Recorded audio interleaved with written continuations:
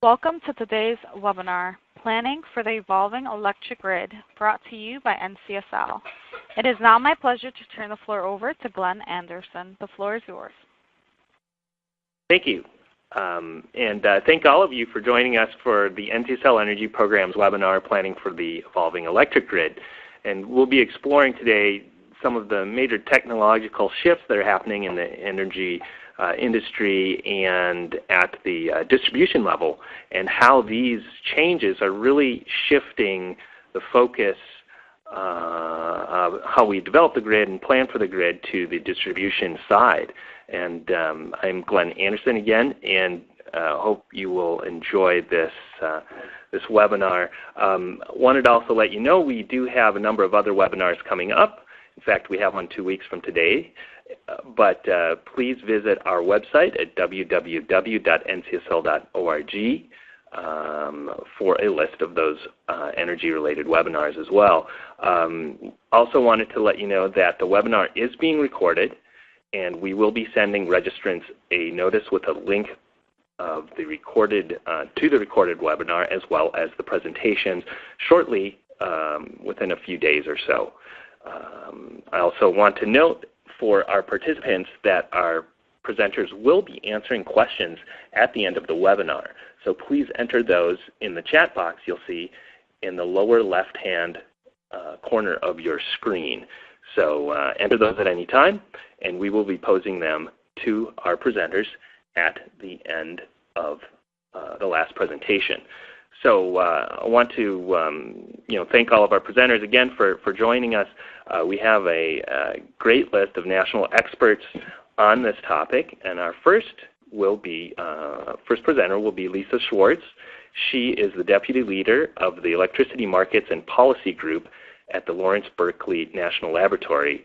She manages the Energy Efficiency Team, Utility Regulation Projects, and training for public utility commissions on distribution systems and planning, and has a lot of relevant experience. So please welcome Lisa to the webinar.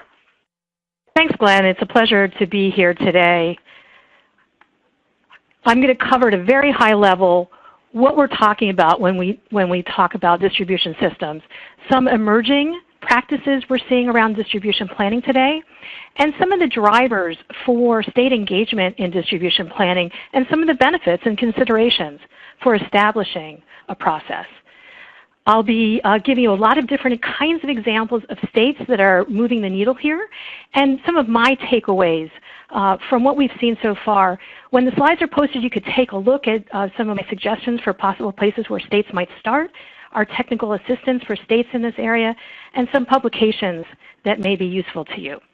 So at the highest level, when we're talking about distribution systems, we're talking about the right-hand side of this picture, really the final stage of getting electricity to homes and businesses. And we're not just talking about the physical infrastructure, the poles and wires and transformers and switches. We're also talking about the cyber components, information, communication, and operational technologies.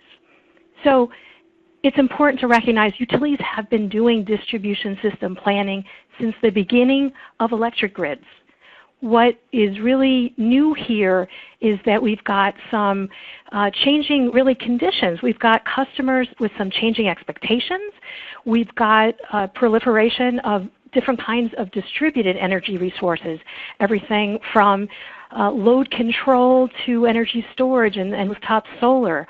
And so we're seeing some emerging distribution system planning elements in order to identify necessary distribution investments to enhance safety, reliability, and security, including replacing aging infrastructure and modernizing the grid. We're also seeing a need to identify changes that are needed to interconnection processes to support the adoption of distributed generation and better integrate distributed energy resources of all kinds into our system.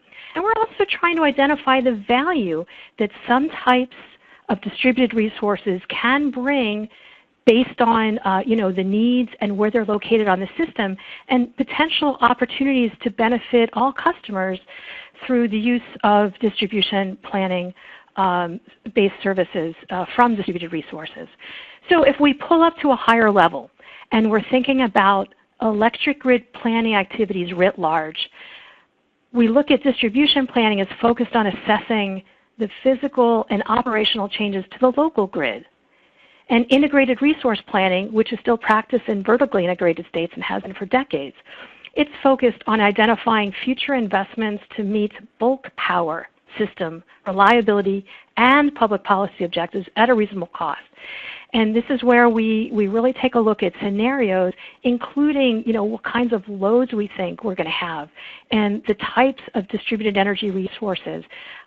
They have impacts on the need for and timing of utility investments.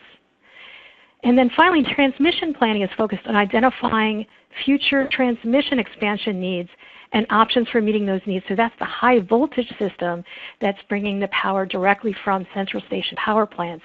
And at that level, some regional transmission operators are seeing a need to anticipate some operational challenges because of the distributed resources that are interconnected at the local level. So what are some of the state drivers we're seeing for engagement in improved distribution planning? Well, certainly in part it's due to cost reductions in public policies with respect to distributed resources, but also third-party providers are providing some opportunities for easier adoption by customers and utilities. And there is a great interest in customer control over their energy costs and sometimes the sources for their electricity. There's certainly a tremendous interest in resiliency, consider the sad events of the last several weeks, and also with respect to reliability. We have technology today and software where we're collecting so much more data, and we have far better tools to analyze that data. So how can we harness that for better distribution system planning? We also are facing an aging grid, and we have a great need to make infrastructure investments. So having a better understanding of more comprehensive proposals from utilities for grid investments over a longer time frame will be quite helpful. There's a need for greater grid flexibility at large because of higher levels of variable energy resources like wind and solar. And even though a large portion of these resources are interconnected at the transmission level, there's a role that distributed resources at the local level can play, things like storage and demand response, to help provide greater grid flexibility. There's also an interest in distribution system efficiency for the distribution system itself. Things like running the system at tighter, closer to the operating limits in terms of voltage can reduce energy losses and save costs. And we've also seen some pilots where alternatives to traditional distribution systems may be able to provide some net benefits to consumers. So states will each have their own objectives for distribution planning, but certainly many of these aspects are in common. The bread and butter is affordability and reliability. Increasingly, we're seeing interest in enabling customers to get more engaged. Greater system efficiency. There are some states that are interested in harnessing more market mechanisms. And in terms of benefits from the state engagement for distribution planning, for me, first and foremost is transparency. Making the utilities distribution system investment proposals transparent up front before they show up, maybe in an annual capital plan or individually after the fact in a general rate case. Having this more comprehensive plan is really very helpful for the utility regulators and stakeholders. And really it's because it provides opportunities for meaningful state, commission, and stakeholder engagement, all with the goal of improving outcomes. And so taking a playbook from integrated resource planning, which we've been practicing for a long time, we can take better account of uncertainties. We don't know exactly what the future will hold. So in considering our options under a range of possible futures is very useful. And then we can come up with a broader set of solutions that we can consider to try to get at the best combination of cost and risk.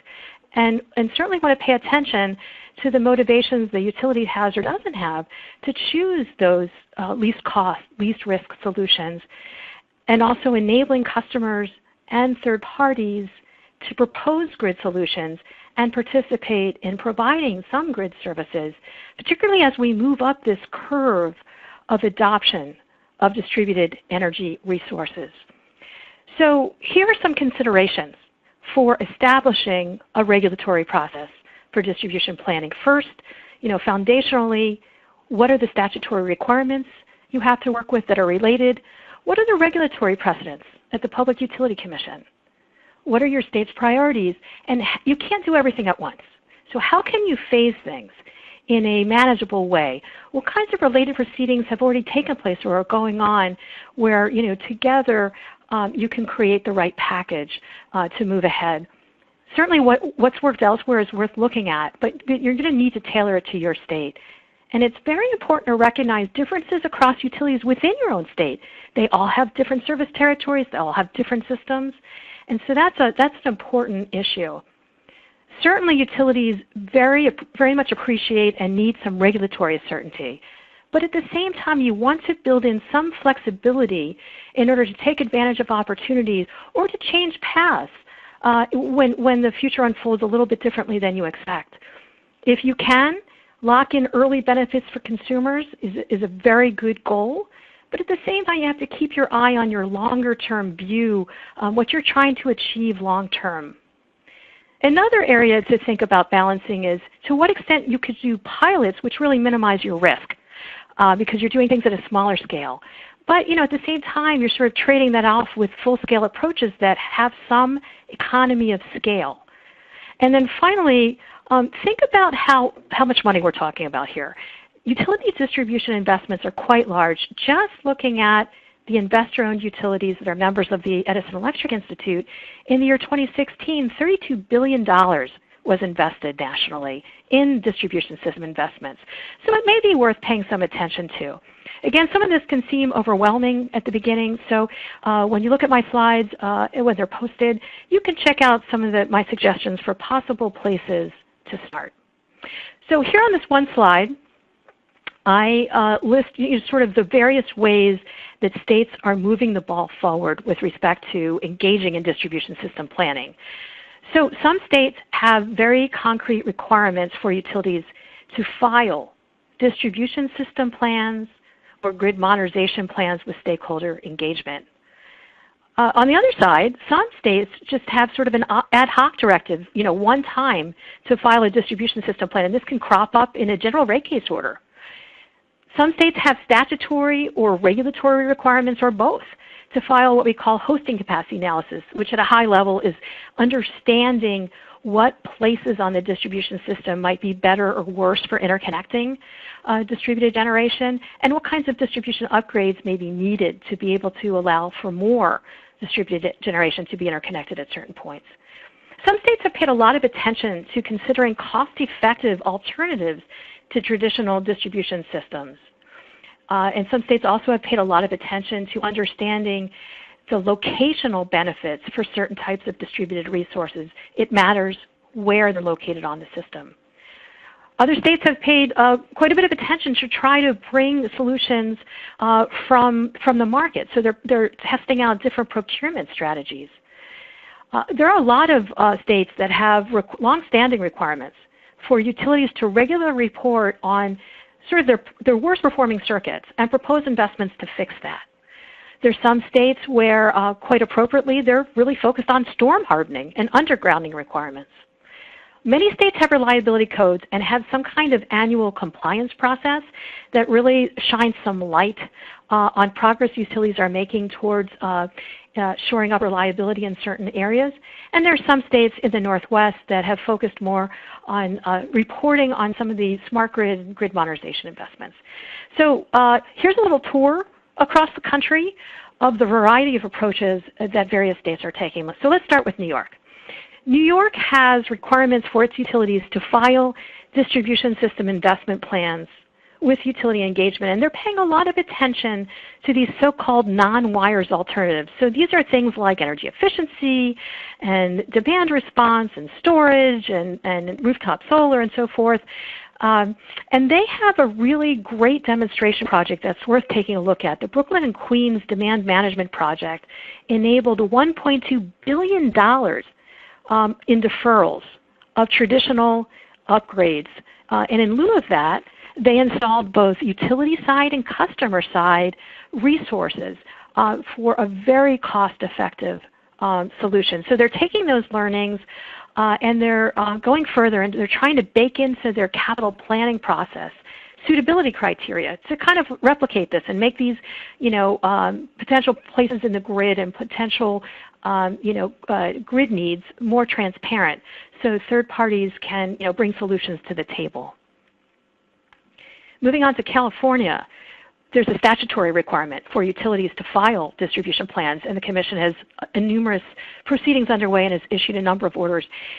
They're really focused in part on really trying to crack this nut of where on the system different kinds of distributed resources could provide more benefits. And they've just got a lot going on. But I think the other thing I really want to point out here is at the bottom of the slide, they are also paying attention to ensuring the utility has some kind of incentive to really engage in this and providing the opportunity for utilities to earn 4% on customer or third-party distributed resource projects that cost-effectively defer traditional distribution system upgrades. So moving on to Hawaii, very unique isolated island grids. It's not like they can build transmission to sort of get their way out of things. And they are really trying to reduce their dependence on petroleum to reduce costs and for sustainability reasons. So they have very ambitious energy efficiency and renewable energy goals. They have high penetration of distributed solar PV, and they have a lot going on. And so their utility proposed sort of in piecemeal form various investments in grid modernization. And the Hawaii Public Utilities Commission said, we really want a comprehensive grid modernization plan. And so the utility has filed that, and comments are actually due this week on that plan. Massachusetts also has requirements for each utility to develop and implement a 10-year grid modernization plan. And the plans have to outline how the company proposes to make measurable progress in 4 areas: reducing the effects of outages, optimizing demand to reduce costs, integrating distributed resources, and improving workforce and asset management. So Minnesota is a place where I want to spend a little bit of time because I think it's a very nice model for other states to consider. They've taken a very systematic approach to distribution system planning, and it's underpinned by a statute that requires Xcel Energy, one of the utilities in the state, to file every 2 years a distribution grid modernization report where the utility identifies projects it considers necessary to modernize its transmission and distribution systems. And the utility can propose that projects be certified as priority for grid modernization, which could potentially enable more favorable rate treatment.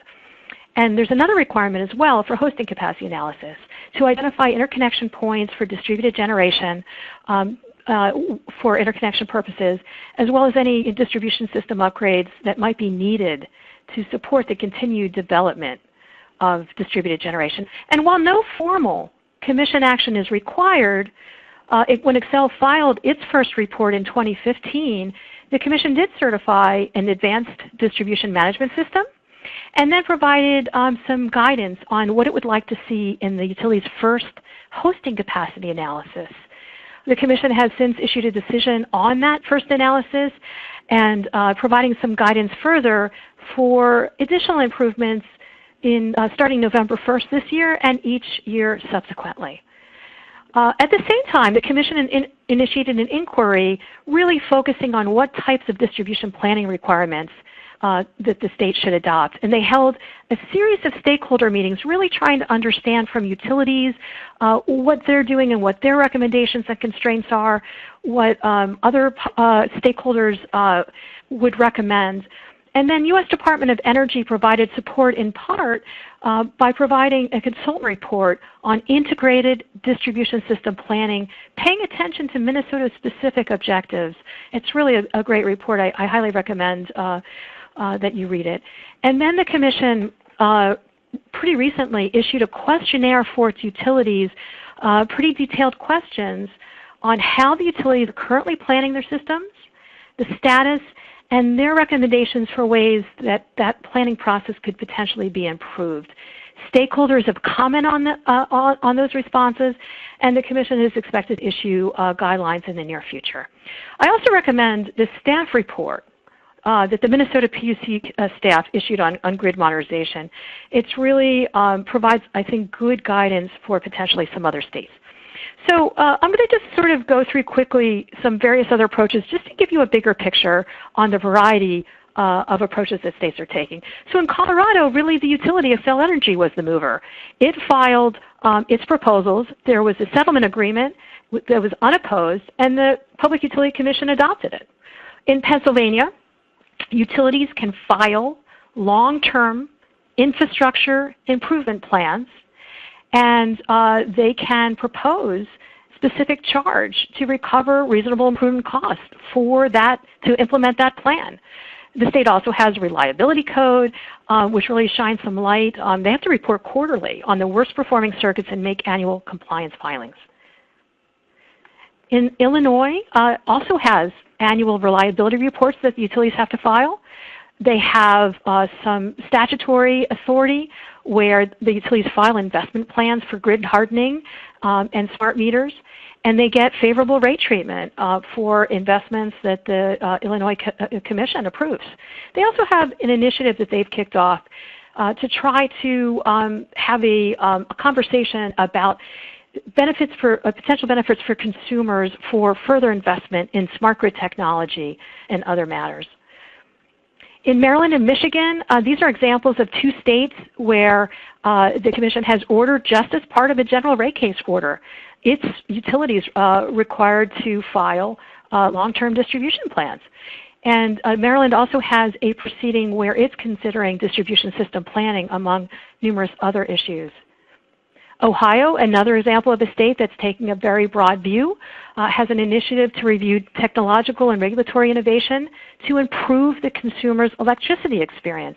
And Duke's recent electric security plan that it's filed is poised to try to take advantage and present new offerings to further what the Commission may adopt from that initiative. The utility's regular electric security plans that are required to be filed include proposed grid modernization investments, and this is another example of a state that has a reliability code and performance code with annual compliance filings. And finally, two states in the Northwest have required the utilities for several years to report on their proposed smart grid investments, and they are both looking into potentially adopting some distribution planning requirements for their utilities. So here's my last slide and my takeaways. You know, it's clear that most states have not yet begun to directly engage in longer-term utility distribution system planning. And even states further down the path are still, you know, we've got to say, fairly early in the process. It's just been really a few years. And there's a wide range of approaches. But some distribution planning practices are tied to greater utility assurance of cost recovery for these proposed distribution investments. And that's an incentive for utilities to sort of, work together with commissions and stakeholders to try to improve this process. So beyond the universal interest on the part of commissions on affordability and reliability, there are really some other common state drivers, including improving the efficiency of our distribution system, enabling greater consumer engagement, and better integrating distributed resources for benefits to all. We are seeing some common emerging planning elements for distribution system planning, things like forecasting the levels and types of distributed resources on the utility system, trying to understand the locational value of distributed resources, requirements to understand better and worse areas to interconnect distributed generation, and what kinds of distribution system upgrades may be needed to support more. And really trying to engage stakeholders, including third-party service providers, to help identify solutions. Some states are going further. They're actually including non-wires alternatives in their distribution planning processes to meet certain kinds of grid needs, and even modifying the annual capital planning processes to account for distributed resource options. And finally, efforts, I think, to sort of integrate all of the different kinds of planning in the electrical system. Those efforts are really nascent. It's really a tough nut to crack, but we are seeing some advances, even in the area of modeling. So thanks so much for your time and attention. I'll look forward to answering your questions at the end. All right. Well, thanks so much, Lisa, for a great national overview of the issue. We did have one quick question for you. Has your organization published a 50-state summary of grid improvements or grid modernization efforts across the U.S.? I'm so glad you asked. So we are working with Pacific Northwest National Lab as part of this Grid Modernization Laboratory Consortium, and also our partner, the National Renewable Energy Lab. And we have a report that's underway right now. It's not all 50 states, because really not all 50 states are moving in this area, but it's all of the states that I've included in my presentation and a few more. So we will have a report out shortly, sometime this fall. Great, thanks. And we'll likely, highlight that report in our energy newsletter that we send out. So all attendees are welcome to send us a note and let us know if you're interested in being included in our energy program newsletter. Well, our next presenter will be Joe Palladino. Before I introduce Joe, I wanted to also point out again, for those that may have joined us later, to please enter your questions in the chat box in the lower left-hand corner. We will be answering those questions or posing them to the presenters after the end of the last presentation. So we encourage you to ask any questions you may have, and hopefully we can get those answered. Our next presenter will be Joe Palladino. He is the Technical Advisor at the Office of Electricity Delivery and Energy Reliability within the U.S. Department of Energy. He has worked most of his career in the advancement and commercialization of technology to address energy and environmental issues. His current focus is to leverage this information to help decision makers, including regulators, make informed infrastructure investments given the rapid advancement in technology and customer options. So take it away for us, Joe. Glenn, thank you very much. I appreciate it. My comments will actually be brief, and what I'm going to try to do is just touch upon what some of the key issues are and gaps and challenges we still have. Glenn, if you wouldn't mind going to the next slide. Thank you very much. This slide is actually represented in one of the documents that Lisa just mentioned. It's the document that we sponsored for the Minnesota Commission, and what it tries to lay out are the specific elements of an integrated distribution system planning process. But you'll notice that it also includes needing to coordinate with planning at the transmission level. I'm going to touch upon this briefly, but I just wanted to note a couple of items where we do have significant challenges still. As you probably all know, we've got a lot of forces, a lot of trends happening in the industry right now. One being that the resource mix is changing at the transmission and distribution system level. We've got new technologies coming online. That not only includes information and communication technologies, which are being integrated with the physical grid, but it includes distributed energy resources of all types, variable energy resources like wind. Natural gas prices are coming down, and so natural gas plants are entering the mix as well. So we've got new technologies that are becoming available. And secondly, we've got customers as prosumers, merchants, technology service providers at the distribution system level, and these new participants are trying to apply those technologies, especially at the distribution system level. So we have, if we look at it from a bottom-up standpoint, we've got an industry which is emerging, okay, and wants to play within the traditional system. From a top-down level, we've got federal and state policies that are driving a lot of the application of these new technologies. When those two forces, the top-down forces and the bottom-up forces, come together, we're seeing a lot of pressure for the adoption of new technologies. And in fact, we probably have all read that technology and the availability of our technology is really ahead of our capacity to know how to apply it and deal with it. And so we're seeing, in Hawaii, the need to relook at how they're going to actually integrate PV and other resources. North Carolina, with such a high level of PV penetration, is now looking at how they're going to deploy smart inverters and be able to control that technology. So what we're left with in this planning process is it leaves us with the question of what is the appropriate and prudent and phased technology investment strategy given all the options. And we really don't have methods really in place yet to address that in a holistic way. The second point quickly is the fact that distributed energy resources create both system issues because of the variability in supply and demand, and issues with respect to frequency control, voltage control, ramping, etc. But they also provide value. They provide value at the transmission level as well as the distribution level. So now we're seeing a need to develop planning processes that effectively engage, effectively coordinate the transmission system level, the distribution system level, and the customer/third-party merchant level. And so the new FERC notice of proposed ruling that wants to open up markets for energy storage devices and aggregated DERs is really going to push the need for T&D coordination in those markets. And the need now to involve customers and third parties in the traditional utility planning process at the distribution level is now forcing that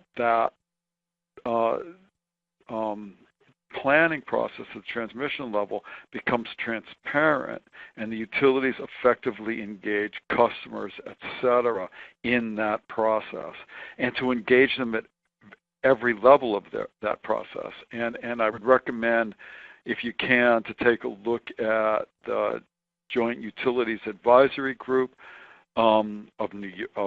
which is happening in New York, which is looking at how to truly deal with engaging customers, etc., in a process to look at forecasting, to examine how to share system data and customer data, and to undertake hosting capacity analysis and all of those things.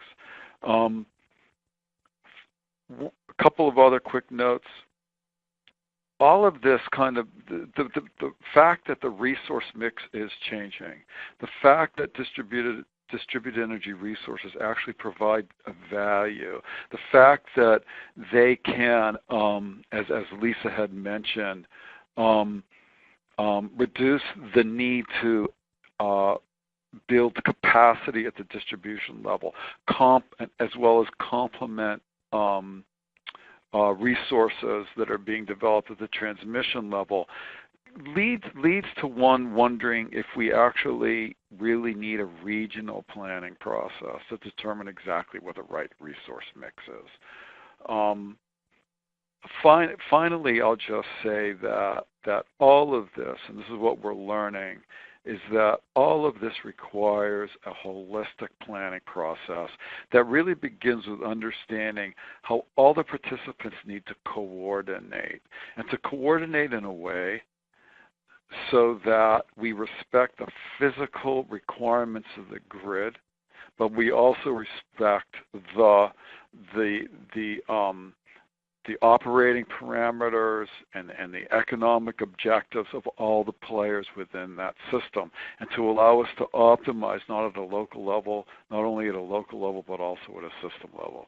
And so we're looking at this concept of grid architecture to actually look at all of those structures, how they interface, how they need to coordinate, and once we understand what the rules are at all of those interactions, we can begin to determine what our systems need to look like, how the market systems need to interface with the physical cyber systems, and how those need to be built out to enable all of those things to work appropriately. So these are just some notions that I wanted to lay out. There's a lot of work we need to do to actually develop integrated planning processes that are holistic enough so that we're not getting unintended consequences and things down the road. Coming back to this picture, I'm not going to spend a lot of time on this picture at all, but what I want to be able to say is in the upper left-hand corner, forecasting capability is evolving. The integration of transmission planning with distribution system planning is evolving, and it's different depending on where you are. Again, what's the analysis that needs to be done at the distribution level is evolving. And some jurisdictions are a little bit further than other jurisdictions, but these tools are not completely developed yet. And then to the right, we're in that green box, that's where we're actually trying to determine what the value of distributed energy resources are and what the sourcing mechanisms are to reach out to people that own those resources. And then how the capacity and energy and ancillary service value that those DERs provide to the transmission system as well as to the distribution system need to also be worked out in our processes. So again, the best place to dive a little bit deeper into these various boxes on this chart is the Minnesota Commission document that Lisa had mentioned. Glenn, thanks a lot. Appreciate it. All right. Thanks so much, Joe, for a great presentation. And I think some of the things that Joe touched upon, Lisa Wood, our next presenter, will definitely be exploring in greater detail. So as I mentioned, our next presenter, Lisa Wood, will be talking next. She is the Vice President of the Edison Foundation and Executive Director of the Institute for Electric Innovation. As Executive Director, she collaborates with the Management Committee of more than 25 electric company CEOs and a select group of technology companies, providing thought leadership on current issues, trends, and innovation in the electric power industry. So let's welcome Lisa. Okay, thank you, Glenn. Full disclosure, I am also part of the Edison Electric Institute, and we represent the investor-owned electric companies in the U.S. So thanks for the invitation to be part of this webinar today on the planning for the evolving electric distribution grid. You've heard a lot about planning from the first two speakers, and I'm going to just maybe take a step back and take a little bit more of a bird's eye view of the evolving distribution grid itself and talk a little bit about what's actually driving that change. Okay, so Glenn, I just got a disconnection sign. I can advance you if needed here. Okay, that would be great. Okay, so I'm going to talk, again, take more of a bird's eye view, talk about why the distribution grid is changing, what's driving that change, what's been done so far, and I'll just wrap up with what are some of the policy issues that need to be addressed. And my talk today will be focused just on the distribution grid. And I do want to point this out, the distribution grid, much of the policy around the distribution grid is state policy, either driven by legislators or regulators. So what we're seeing happening today and how state policy evolves is really important to what happens with the distribution grid. So a really important topic. So to start with, a couple things just about what I think of as the 21st century smarter energy grid. Safe, reliable, affordable. That's been the mantra for the industry for 100 years now. But also more digital, more distributed, and more resilient. So the drivers for our industry in general, we always think of the drivers in three parts: customers, customer preferences, technology, and policy. So what's driving sort of change in the distribution grid? Well, first, I would say the grid is evolving into a plug-and-play platform for three primary reasons. First, to integrate clean energy resources, and at two levels. At one level, it's large-scale renewable resources, and at the other level, it's distributed energy resources. And that can range from solar on the rooftop, private solar. It can be a microgrid, it could be storage, it could be energy efficiency, it can be demand response. Now, some of these resources we've had around for a long time, energy efficiency, demand response. Some of these resources, distributed resources, are sort of newer resources. Rooftop solar is one example. Microgrid storage, these are newer resources that are being integrated into the grid. But again, it's not new, I guess, across the board because we've always had some level of distributed energy resources. So the second reason that the grid's evolving, and again, I'm focusing primarily on the distribution grid, is to start to provide more customer solutions.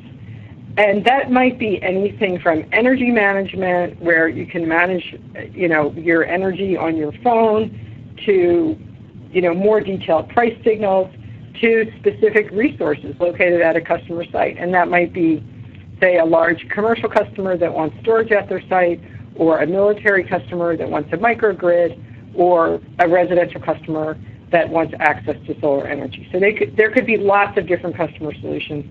The third area is actually optimizing the grid itself. And what I mean by that is improving visibility on the grid to be able to actually see what's going on. If you think about the bulk power market, the transmission grid, we have a lot more visibility on the transmission grid than we have on the distribution grid. So part of the evolving grid and planning for the evolving distribution grid is actually increasing that visibility on the grid. So the grid becomes more efficient, the grid is managed better. Second, related to that is also the ability to just detect, reroute, and go around outages and restore power faster. We've just seen 2 weeks of hurricanes and a lot of damage to the power system and a lot of recovery going on. I will just kind of do a shout out to the people in the power industry that are in Florida and in the Southeast helping to restore power. We actually have 60,000 workers there to try to get the power back on as fast as possible. So a shout out for them for doing that. And then the other thing is optimizing the grid to be much more automatic in terms of responding to system disturbances. So the distribution grid is absolutely critical at this time because we're seeing distributed energy resources grow. And that's happening at different places, at different paces in different states around the country. But where we are seeing a lot of DERs in the West in particular, in California and Arizona, for example, the distribution grid and how those resources are being integrated is absolutely critical. So if you could take next slide, please. And this just shows a picture, sort of a visual of, I guess, the way I think about the grid as it's evolving into a grid of things where we have many, many more resources and devices connected to it. So that could be anything from a smart city to an electric vehicle to an efficiency resource, to wind power, to a smart building, to energy management. All sorts of things are connected to the grid. And this is I like the term grid of things because to me that brings out this sort of more distributed nature of the power grid that we're seeing today. So next slide, please. So as the power grid evolves into a more digital grid with many more distributed resources, we are investing a significant amount of money in the distribution grid. So Lisa Schwartz pointed this out, our first speaker, that in 2016, the power industry, the investor-owned electric power industry, invested about $32 billion in the distribution grid, and we invested about $20 billion in the transmission grid. And if you look at the prior year, the investments were very similar. So what we're seeing in terms of investment is we're seeing investment go up, on the distribution side and go a little bit down on the transmission side. But we've been seeing that for the last few years, and we expect that to continue. But that's because I think a lot of the action that's happening is happening on the distribution system. And I think a lot of that, how that moves forward, is really in the hands of state policymakers.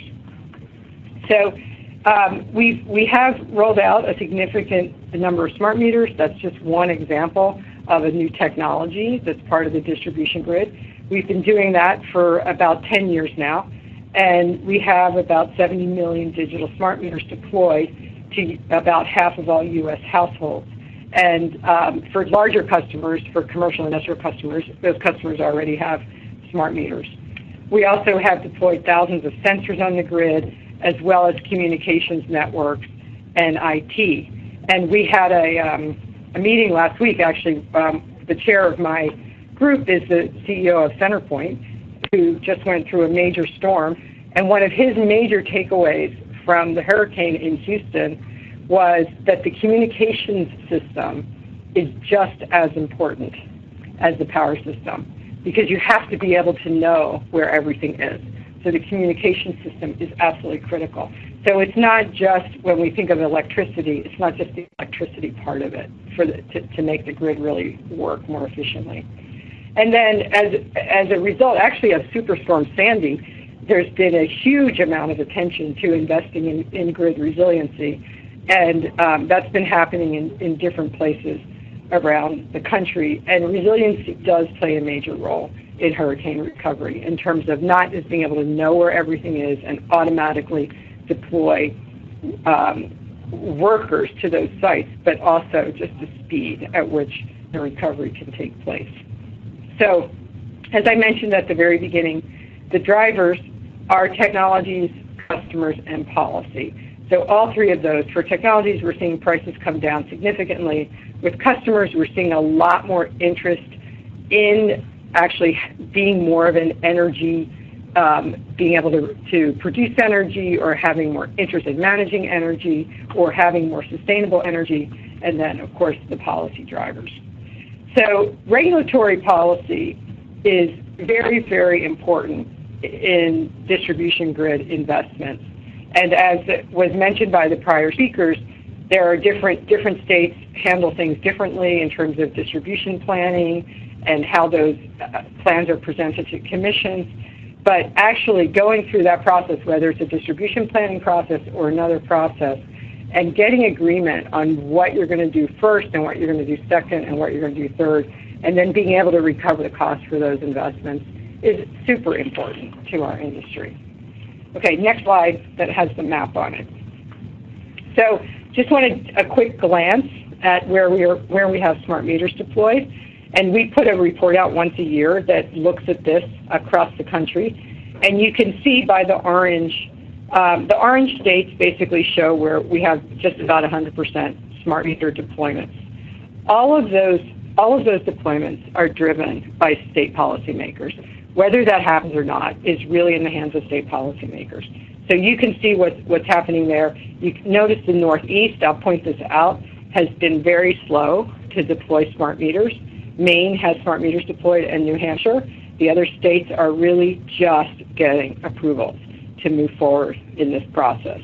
So as I mentioned, we've been at this for about 10 years now with smart meter deployments, and this just gives it sort of a snapshot of sort of where we are state by state, but also what's happened, since 2009 with smart meter deployments. So we expect that to continue, and that we'll see more of that in the future. Okay, next slide, please. Then I want to just say a few words about customers. As I think customers are critical. Customer preferences really drive what happens in the power sector. And we are seeing a huge trend in what I call individualization of customer services. And what I mean by that is we think about this as we have commercial customers, we have industrial customers, and we have residential customers. I think that's kind of out the window at this point. We have a lot of different customers that want a lot of different things. And we still have customers that just want basic, say, plain vanilla electricity service at an affordable price, but we also have other customers that want other things. So a couple of examples of that I'm sure you're familiar with.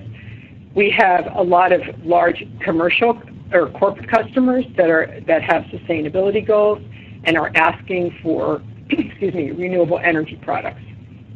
So that might be, it typically is 100% renewable energy to service, say, a data center or something like that. But as our industry has to have the flexibility to be able to provide that service to the customer. If we don't provide it on the regulated side, that customer will still get that service, but will go through an unregulated entity to get the service. Second area is a trend that we're seeing a growing trend, is smart communities or smart cities. We're seeing a lot of cities working with electric companies to start to engage in whether it's smart street lighting, smart government buildings, meaning more energy efficient,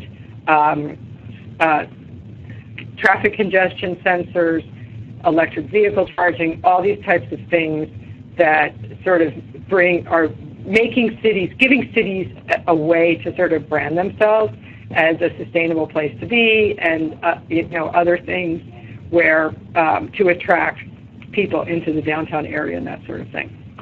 Another area that obviously we've been talking about is the idea that residential customers want to either produce their own energy or buy into local energy sources. So we're seeing, again, in certain states, we're seeing a huge growth in private solar that would be just for the single household, and then also in community solar, where a whole community or parts of the community could buy into a community solar project. So that's another example of a trend that we're seeing around the country. And then the last thing I'll mention here is just that again, managing energy, where it's easier now than ever in terms of being able to do something with your smartphone or with your thermostat, where you can sort of set it and forget it, and your energy is being managed the way you want it to be.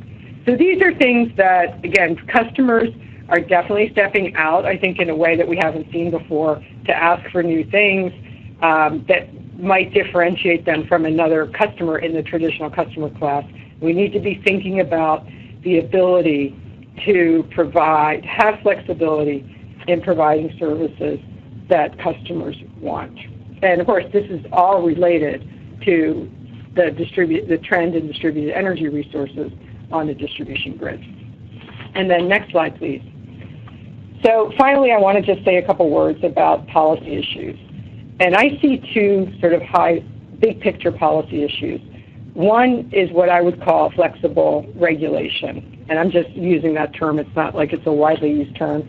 But what I mean by that is the flexibility to provide the services that a customer wants. So I mentioned this earlier. Some customers want a basic electricity service that might just be safe, reliable, increasingly clean, and affordable. Other customers might want other services. I think it's important to have policies in place to allow flexibility in providing the service. That doesn't mean that should necessarily be socialized across all customers. I mean, if some customer wants a basic service and somebody else wants a service with bells and whistles, then in my view, the person that wants the bells and whistles should pay for the bells and whistles. So that has to be worked out because we are very, much locked into a residential rate or a set of residential rates, a set of commercial rates. So having flexibility where you can sort of pick whatever you want to call it, pick the rate off the shelf and say, okay, I can do the service for you, and that's what it's going to cost. And it might be more than some other customers paying, but that's okay because you're getting something more for the service.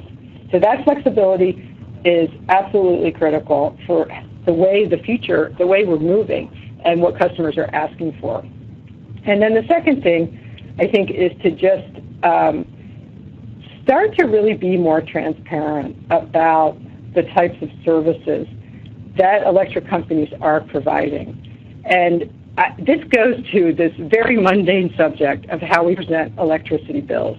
And I was actually, last night, I took out all my electricity bills for the past 12 months, and I just looked at them. And it's hard. I mean, it is hard to understand these bills. And I was just saying, okay, how did this volumetric piece get recovered and this and that? And I'm an energy geek, and it was very confusing. And I think at some point we have got to say we have an energy grid, especially as we invest more in the distribution grid, and that provides certain services, and it connects you 24/7. And we have electricity services, and maybe we have other services. But being more transparent with customers, I think, is going to go a long way to being able to do what customers are asking us to do and be able to make the investments that we need to provide those services and to connect the distributed energy resources. So thank you very much for your attention, and I'll leave it at that. All right. Thanks so much, Lisa. That was a fantastic discussion. I think it really brought to the fore really the importance of state policy and the role that state legislation can play in grid modernization and distribution grid planning. So I just wanted to let folks know we still have some time, and feel free to ask any questions you'd like in the chat box there in the lower left-hand corner, and we'll try to get to those. We do actually have a question here, and it's targeted at Lisa, but I would welcome others to answer as well. I think there's concerns with some of these newer technologies, and there's been expressed concerns about smart meters, for instance, wireless smart meters, and do they have health risk issues associated with them? Or I think related to that would be consumer concerns around data and data sharing and privacy, and wanting to opt out of potentially some of these technologies, which could be really useful for the utility and important for basically monitoring the distribution grid and improving planning. What are your thoughts on that issue and how utilities and policymakers might want to go about dealing with it? Well, I'll start with the opt-out part of it. As I think if you look at the states around the country, there are fees for opting out of, say, a smart meter if you don't want a smart meter. And the reason there are fees is because if I'm the one person in 5 million customers that doesn't have a smart meter, somebody has to come to my home and read my meter, and regardless of where I am in the service territory, and there's an expense to that in my view, should not be, that expense should be paid for by that customer. So smart meters are a technology. They're there to be able to see what's going on at the very edge of the grid, to see what's going on at the very edge of the grid. And I think that smart meters are a part of the electric power infrastructure. So there are opt-outs for those states that have them. It's a very, very tiny number of customers that have opted out. Great, thank you. Any comments on the data privacy concerns and managing those as well? Oh, the data issue. Well, in terms of data, I think what we're seeing now is a lot of third parties asking for data from electric companies. Electric companies have very specific rules and are regulated about what they can and cannot do with data. So I think at this point, there's a discussion going on about who should have access to data and how does that, from an electric company perspective, the data is private, but third parties are now asking for that data. So how that that is a current debate. How that will unfold, yet to be seen. Lisa, this is Joe. I just wanted to add to that, if I might, that a lot of states have put rules in place regarding access to customer data, even requiring that customers approve utilities providing data to other folks. So I agree with everything you're saying. I wanted to add that there is legislation and other rules in place that folks can take a look at if they're interested, where they're really trying to deal with this.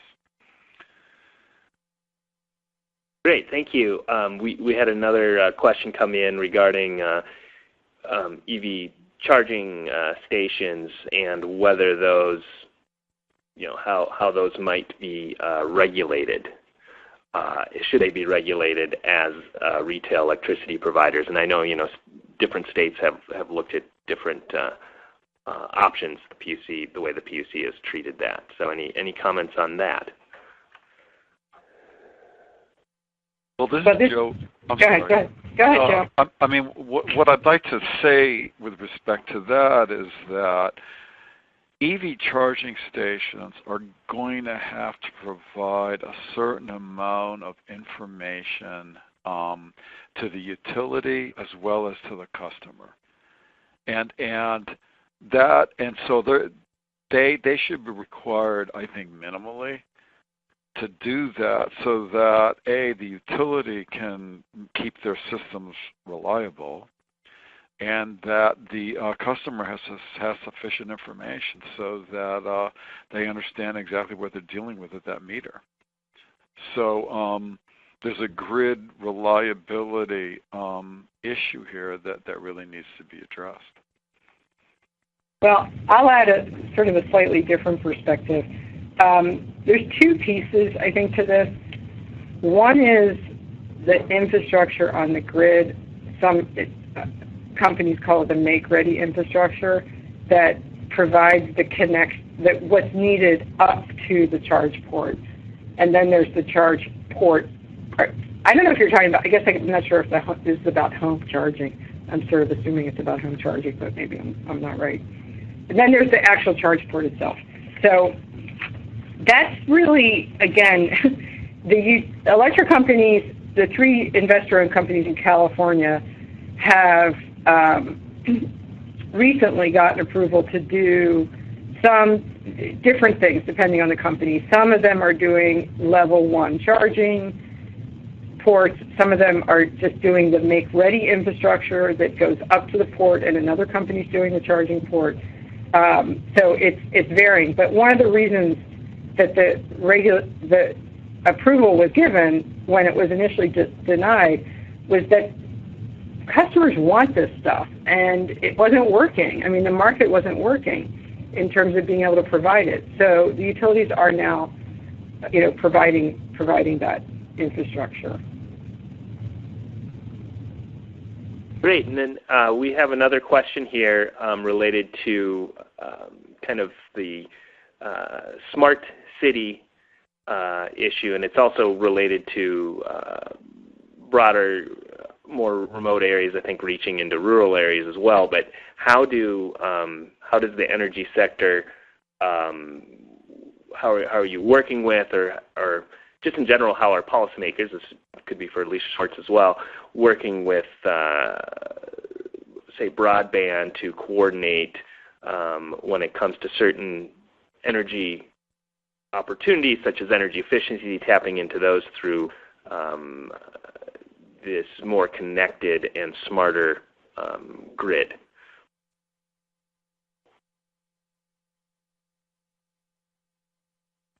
Hi, this is Joe. Oh, sorry. No, go ahead. I was just going to say, Lisa Schwartz, I don't have a background in broadband, so I would ask somebody else to opine. I'm not a broadband expert either, but there are examples where municipal governments, for instance, like Chattanooga and Glendale, et cetera, which are municipal utilities, where they've put in broadband. They put in pretty robust fiber optic systems that not only support their electricity grids, but also are used by businesses in the area. It is a powerful combination. Those cities are seeing a lot of benefits resulting from that, including increased economic productivity. So there are some examples out there. If folks are interested, we can help point them to where they are. Yeah, just to add one thing onto that, in the smart city space, I mean, a big piece of that space is the Wi-Fi and having free Wi-Fi and public access to Wi-Fi and that communication side of it. Great, and we're going over a little bit, but I have one more kind of general question for folks, and especially I guess Lisa Schwartz, having done a lot of kind of assessment on the variety of state efforts, but for everyone as well. What are your thoughts on barriers to allowing this planning to take place and to allow the investment that's needed when it comes to policy, and how have you seen policymakers play a role in kind of overcoming those barriers and kind of alleviating some of those challenges? So basically allowing the market to work and allowing the needed investments to be made. Well, this is Lisa Schwartz. So, I mean, states really vary in terms of whether they have statutory framework that would even, would allow some kind of, maybe discrete focus and potentially some, different types of cost treatment for this kind of thing. But I think really the constraints are more at the Public Utility Commissions just having the resources. So, with U.S. Department of Energy support, we're providing training for state Public Utility Commissions starting at the end of this month and continuing through the year. So I think that, having the expertise and having the staff resources at the public utilities to be able to understand some of these new areas with respect to distribution planning that they haven't gotten involved in before, understanding some of these new grid modernization technologies and their capabilities, and how to assess potential benefits and costs and rate-making treatment. So I think, the training and direct technical assistance are really helpful, but I also think, commissions just have so much that they're dealing with. It's and a backlog potentially of other types of related proceedings.